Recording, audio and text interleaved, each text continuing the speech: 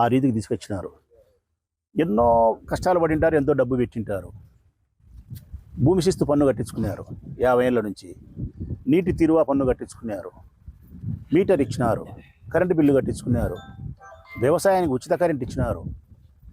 ఇన్ని జరిగిన తర్వాత 50 ఏళ్ళు జరిగిన తర్వాత అంటే వాళ్ళు మోటార్ వేసి బోరేసి మోటార్ బిగించి పైప్ లైన్ వేసుకొని వ్యవసాయం చేసిన తర్వాత 50 సంవత్సరాల తర్వాత వచ్చి లీగల్ ప్రొసీజర్స్ను ఏమాత్రం ఫాలో కాకుండా న్యాయపరమైన చట్టపరమైనటువంటి నియమ నిబంధనలు ఏమాత్రం అనుసరించకుండా పోలీసుల సహాయంతో దౌర్జన్యకరంగా ఆ భూమిని అంతా కూడా వ్యవసాయం చేసే భూమిని, పంట ఉండే భూమిని నాశనం చేసి రైతులకు ఏమాత్రం గౌరవాన్ని ఇవ్వకుండా, నష్టపరిహారాన్ని చెల్లించకుండా, బ్రతుకు తెరువు కోసం ప్రత్యామ్నాయమైన ఎకరానో అరెకరానో భూమిని వ్యవసాయం చేసుకునే దానికి చూపించకుండా కర్కశంగా పోలీసులతో దౌర్జన్యం చేస్తూ ఉంటే వైఎస్ఆర్ కాంగ్రెస్ పార్టీ ఇక్కడికి వచ్చింది కాపాడేదాని వాళ్ళ తరపున, రైతుల తరపున మద్దతు నిలబడడానికి.